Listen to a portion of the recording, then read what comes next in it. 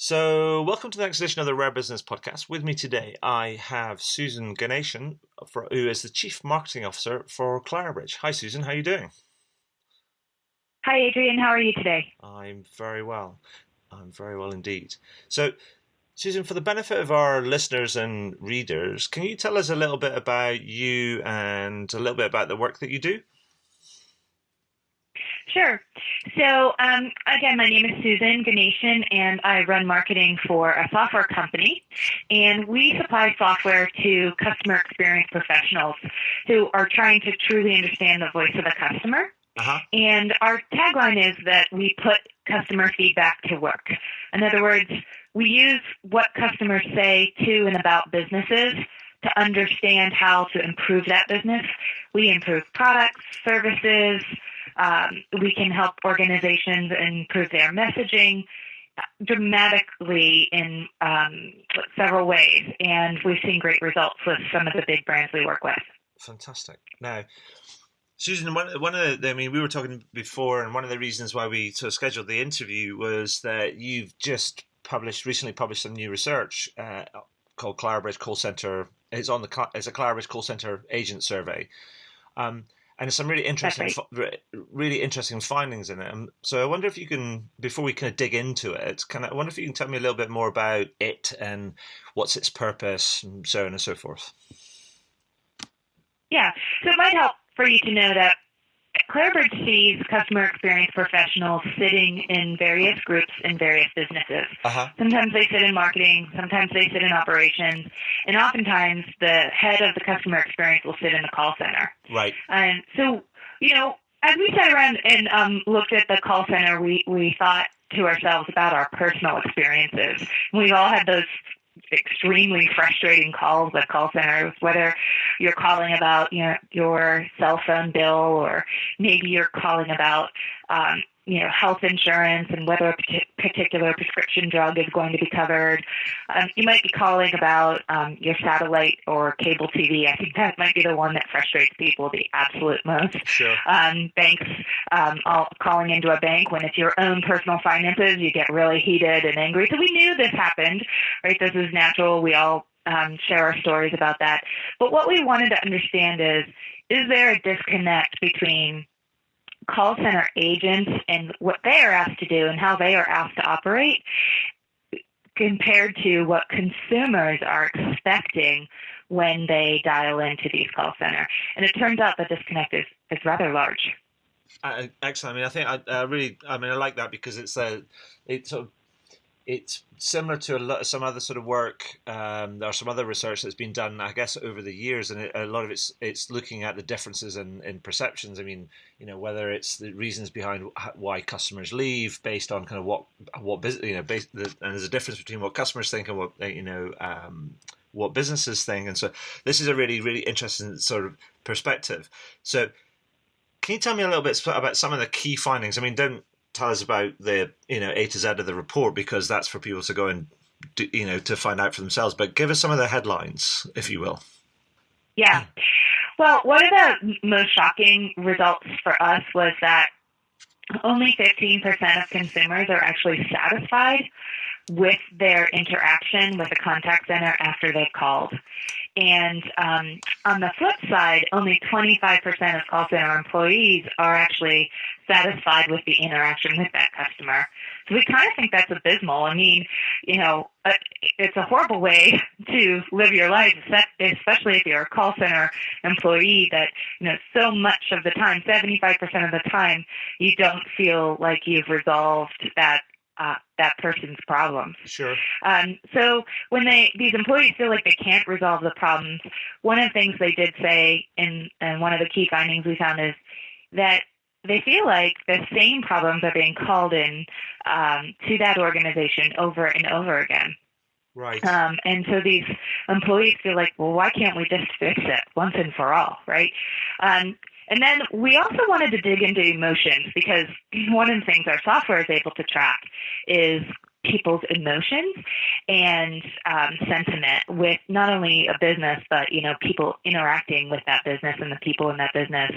And we found that 67% of consumers actually raise their voice when they're calling into a call center. Right. So they're already on edge, and they find themselves sort of tipping over the deep end at some point during the call. So the frustration is out there, and it's real, and it's prevalent across everybody. It's not just individual anecdotes. So I mean, it's what's fascinating is that so the first thing you said about there's only 15% of consumers, only 25% of agents that are satisfied with the way things are kind of going.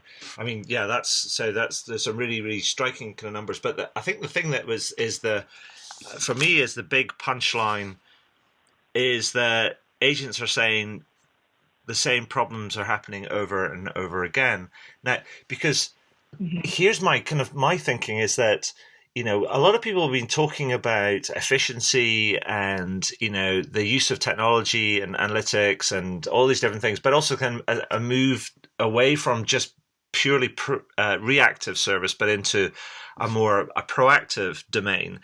I mean, if agents are saying that these problems are coming over and over again, but they just want them to get fixed, it strikes me that there's a difference between what many companies are saying, we want to be more proactive, and actually what's really happening. Would you say that's probably accurate?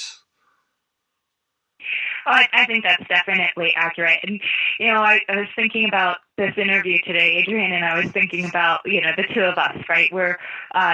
We have been in business a long time with the gray hairs to prove it. Yeah. And, what's shocking to me is that since the late 90s, and I was part of one of these companies, we've been able to integrate data and systems across businesses. Uh-huh. We've been able to report on data, and not enough companies take advantage of the standards that are out there, like XML, to integrate the different applications in their business so that somebody like the call center agent can have that single view of the customer. Yeah. It still doesn't exist.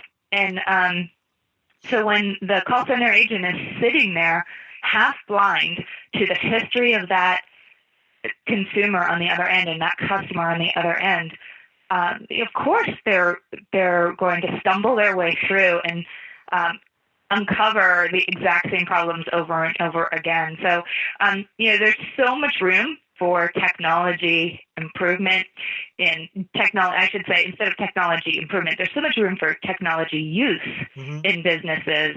It's just a matter of IT and business people coming together to ensure that they use it the best way possible. Yeah. I agree. I mean, but it also kind of strikes me as this. It seems that there's this thing is that if the same problems are happening over and over again. I mean, a lot of people kind of talk about agents in contact centers, and then there's this. They always talk about training and getting people up to speed, and because of the turnover rate and so on and so forth. And I guess, and a lot of people put that down to the nature of the work or what they think the role means. But surely this sort of thing that if agents themselves must be getting frustrated if the same things are happening over and over again, and the organization is not really working very hard to make it easy for them. So I'm pretty sure that if they did fix those problems or got rid of some of those, solve some of those problems that are recurring problems, it probably have a positive impact on their turnover and therefore their overall operational efficiency, performance levels, cost base, and so on and so forth as well. I mean, it's just a systemic thing, right? Absolutely. Yeah. I mean, just turnover alone, how much does it cost to hire a new employee and train them? Certainly those are all things that I think call centers for some time now have been very focused on, call center metrics. Yeah. So what's our ability to resolve a call in the first time the consumer calls about that issue? So first call response.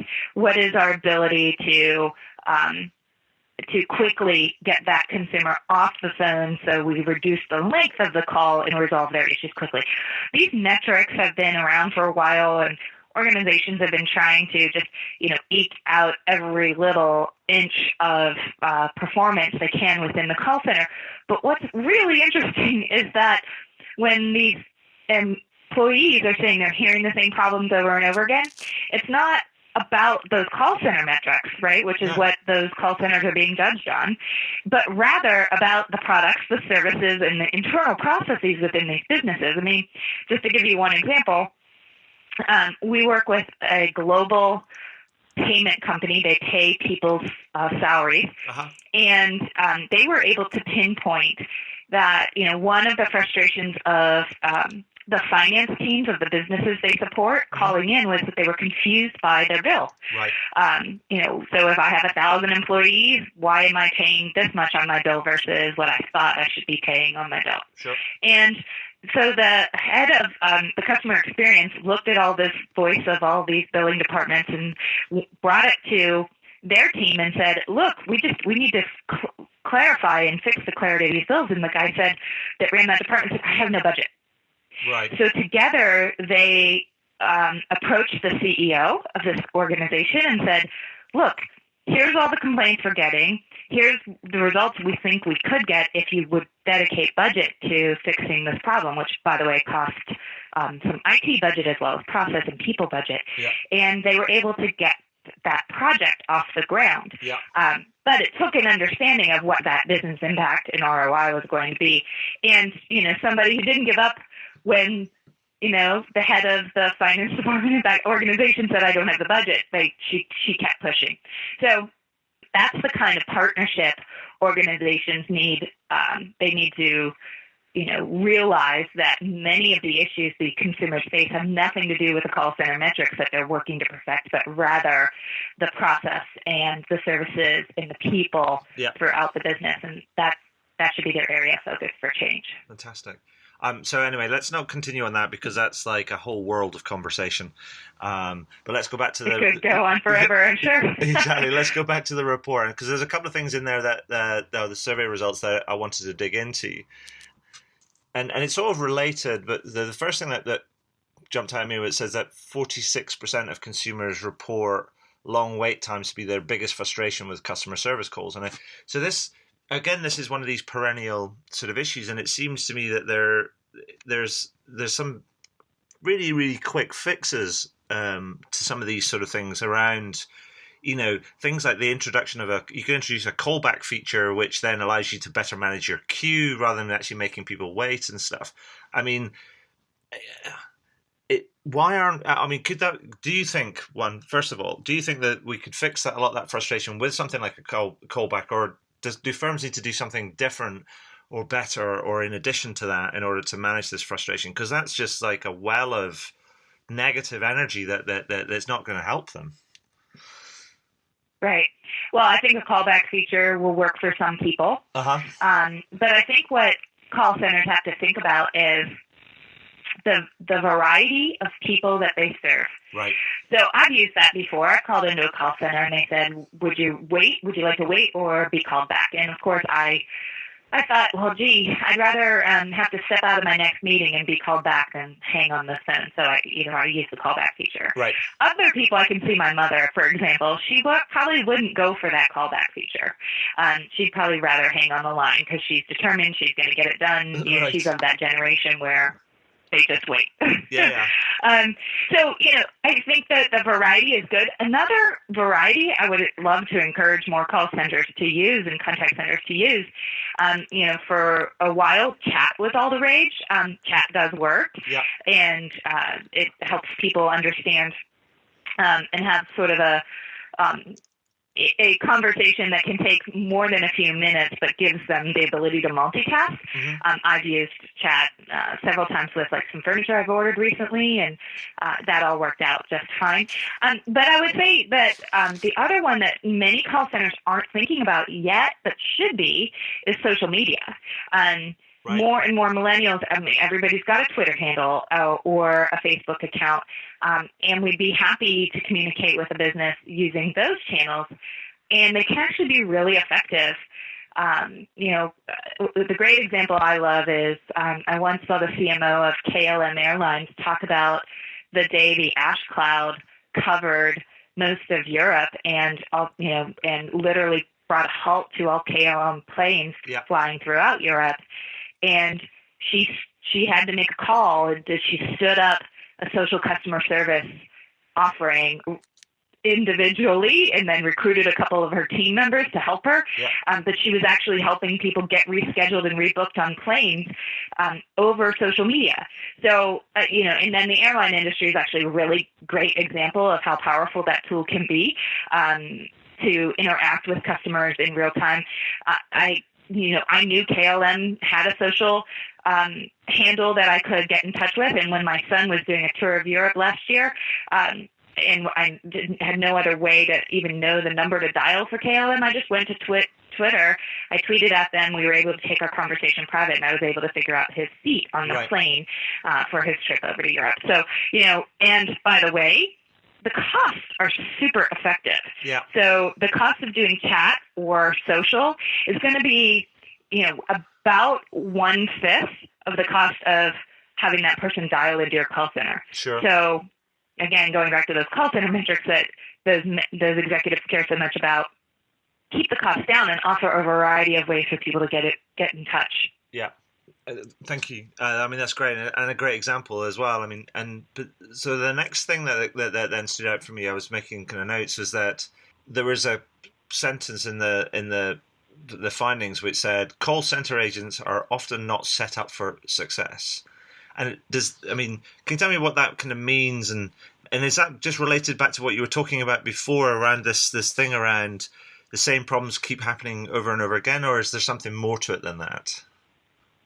Yeah, I think that it is definitely around the problems that are repeated, but it's also about feeling empowered.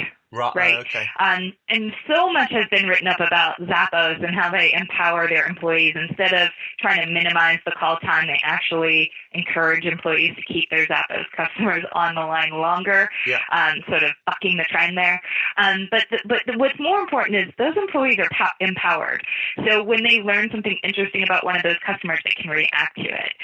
So say I'm on Zappos and I'm ordering a pair of shoes to wear to my wedding, they might learn that and then send me, a small bouquet of flowers to congratulate me on my wedding, right? Sure. That kind of personalization and empowerment of the individual makes them jazzed about their job. So, and it then permeates that culture.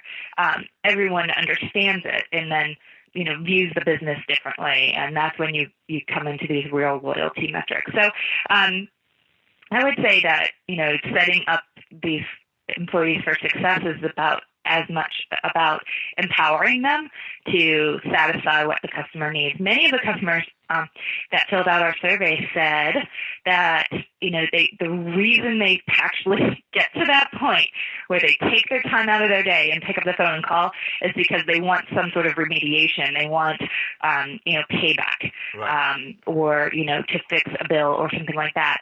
Just why require each one of those to be escalated? Why not just empower employees to be able to do that? Especially when TSIA is an organization that measures the effectiveness of call centers for high-tech companies, and they were saying that the average high-tech company call center call is more than $500 per call. So that's a huge price. So why not just eliminate that price and make these agents much more empowered to resolve it, so we don't have multiple calls into your call center? Well, yeah, you'd think. Mm-hmm. So then the next thing, and I think this might loop back to some of the things that you said before, and because the other headline, or another headline that stood out for me in the survey results, was this idea that it said call center agents need better customer context. And because you referred to them sort of fumbling around, trying to figure out kind of what they know and who they know and how they know it, and so on and so forth. Is this the connecting of data across departments and channels and stuff? Is this the whole single view of the customer raising its head again, and it's never really gone away, but people have never really cracked it? Yeah, I think it's that, but it's also, it's also understanding who you are as a customer, what your history is, whether you shop with that organization online or in person, right? How much you may spend, what your loyalty information is all about. Just all of those things, the loyalty system in many organizations is completely separate from their CRM system, which is where we have, the customer relationship information, which is completely separate from the call center systems. So, I have one word for everybody. It's integration. Yes. Integrate these systems, pull the data out of these systems into a single view of the customer, understand that customer's voice. Is this a customer who typically gets irate with us, or is this a customer that, is casually going to interact with us, and then route that call in the right way, but do it all in real time. And integration works. Again, it's been around since the 90s, so let's do it. Yeah. And then the final thing, the thing that I wanted to ask you about that stood out for me was that this idea that says companies aren't maximizing call center customer feedback. What's going on there? I mean, what's that telling us? Yeah, I talked to a few call center experts about this finding because I really wanted to dig a little deeper, and what they told me was, having worked with call centers to help improve their overall numbers and standings and drive better strategy in those organizations, is that so many of the leaders in call centers in contact centers have actually grown up there. They started on the phone, right, and then they grew to be a manager of a team, and then they finally made their way into a senior leadership position in that org. And so they actually, when you think, like, they work their way up from the bottom, but what they don't necessarily always have is an understanding of other parts of the business. And then they also sometimes don't have what I would call the weight they need, the gravitas, to walk up to the head of marketing and say, hey, this new thing that you just released is actually flooding our call center. What are we going to do about it together? Right. Or to walk up to the head of product and say, you know what, this innovation that you've added is actually flooding our call center, or is causing more people to have more questions than answers. Can we work on it together? How we pitch this innovation, or maybe the implementation was slightly off. Let's work on it together. And so what we see in some of the most effective businesses and brands that really truly care about the call, not just the call center, but the entire customer experience, is that they give gravity to these senior leaders of the call center and make it so they can break down the silos and go to other parts of the business to chat and drive real business change. Yeah, I think that makes complete sense. I mean, it's looking at it from a just systemically, and just to understand how everything's all connected up and where all the flows and the feedback loops are when things can happen, because it's not you don't do things in isolation. You do something and then it affects other things. But it seemed to me that overall the survey results, I mean, they sort of don't paint a really very pretty picture in terms of the differences between what customers are getting and how they feel, and what agents are getting and how they feel. But without, I'm an eternal, yeah. I'm eternal, kind of an eternal optimist.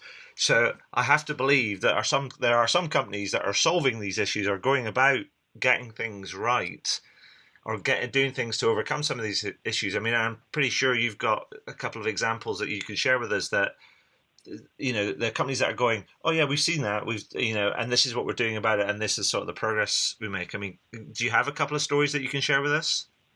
Yeah, definitely. I mean, one of the things that we're seeing resonate really well with the individuals we're talking to is this idea of turning their contact center into an experience center. So right. Saying, I don't want to just focus on these individual metrics. I actually want to focus on the entire customer experience. Some of it being digital, some of it being person-to-person interaction behind the phone or behind a piece of technology, other times being in person and face-to-face. So one of the things we're seeing that is really successful is when people focus on topics of the interactions with these customers, right. And understanding when the interaction is actually multifaceted, so that they can say, okay, when a customer calls us or interacts with us, they typically start with this one issue. They have an issue with their bill, or they have an issue understanding their service. But it often branches into these three other issues. And unless you dig down into the details of those interactions, whether they're chat, email, social media, or into the call center, it's very difficult to understand that. And so what we're seeing some organizations do is actually, they do record every call. We're seeing them go away from sampling calls into actually recording every call and then translating every single call to text, and then taking all of that text and classifying the data according to the call topic and understanding those multi-topic calls, looking at volumes, looking at frequency, looking at cost, mashing this data up so that then they can turn around and see where should we first focus, second focus, third focus, and how can we prioritize overall. They're doing this so that they can move beyond all these metrics that they have in the call center and actually take some action on them. And, and I go back to that example of, a person saying to their billing department, our bills are confusing, let's resolve that and eliminate this reason for call.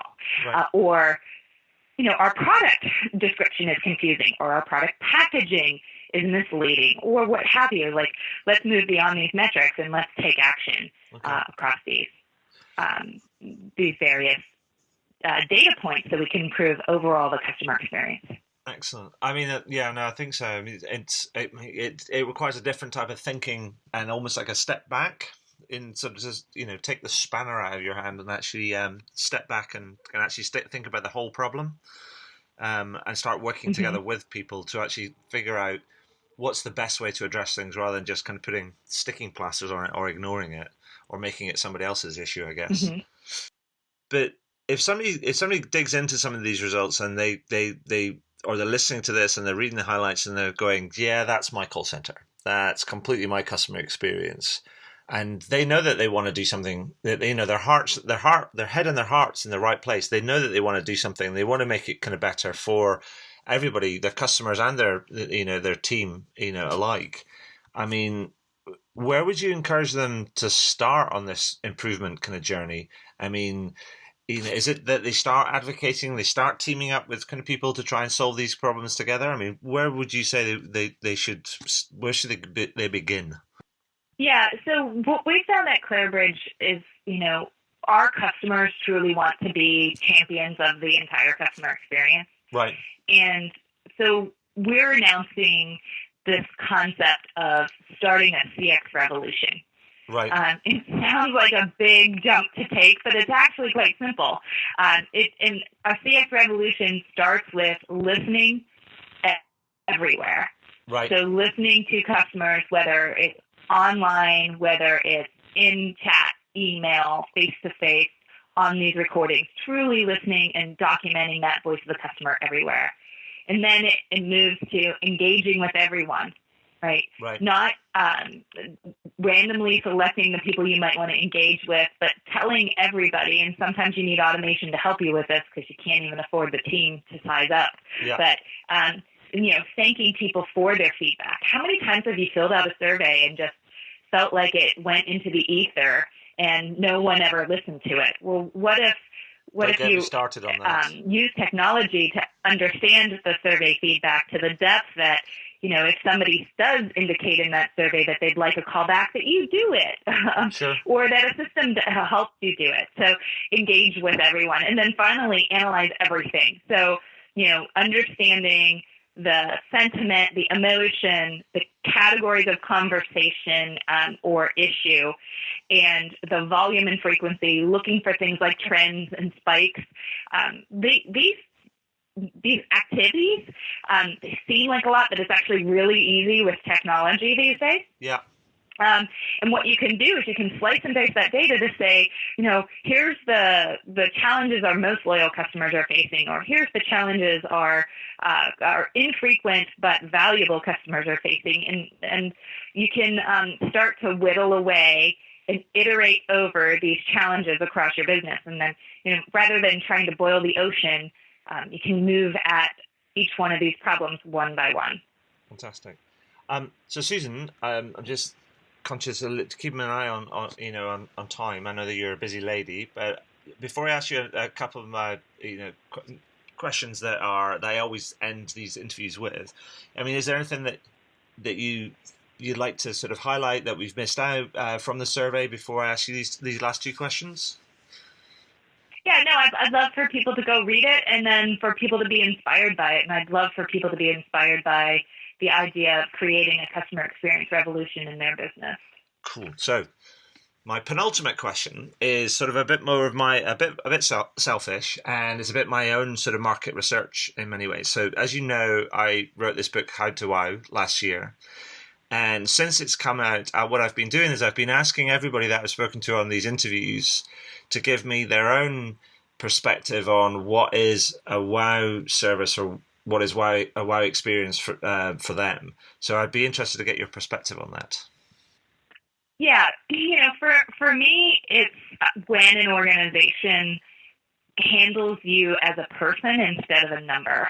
Okay. And the key to that success seems to be culture that starts at the top and drips down to everyone in the organization that says we are absolutely 100% focused on our customer. And having read your book, Adrian, I would say there's so many great examples in there. And again, you don't have to try to boil the ocean and say, we're going to take this organization who's not necessarily customer focused and turn it into that overnight, but rather you can use the examples in your book and one by one. And by the way, what I've found many people do is they would rather implement examples from outside of their own industry. Yeah. And so I would say if you're not in hospitality, turn to the hospitality industry. Look at what hotels are doing. They have found ways to improve the customer experience and wow their customers.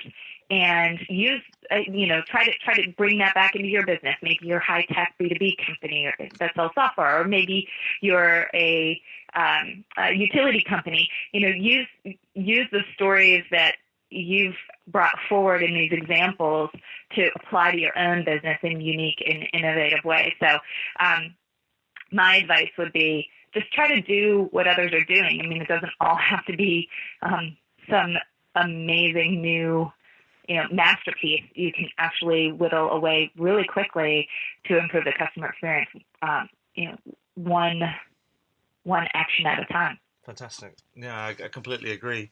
So, Susan, that brings me to my final question that I always ask at the end of these interviews. And the question is this. Is there anything that you'd like to shamelessly plug? Of course there is. I would have to say that Clarabridge is helping massive brands, large organizations truly improve the customer experience. And the way we're doing that is through accurately understanding that voice of the customer, bringing true understanding, emotional intelligence, and complete intelligence about that customer to the organization from the CEO on down. And with that real voice of the customer, you have the information you need to be, to make amazing changes and to justify those changes. We see organizations getting literally thousands of % return on investment, which maybe we're not charging enough, but I will tell you, they're having great success. And, go check out our website, look at some of our stories, look at the brands that are working with us, and, see if it works for your business too. Susan, thank you so much for that. I mean, thank you for kind of spearheading the research and making those insights available to all of us. I think it's great. We'll get all this kind of edited up and linked up and gives you guys Clarabridge a big shout out for the great work that you're doing and the brands that you're working for and so on and so forth. But personally, I just want to thank you for your time today and for sharing your insights and your experience. That's been great. Oh, thank you so much, Adrian. It's always a pleasure working with you.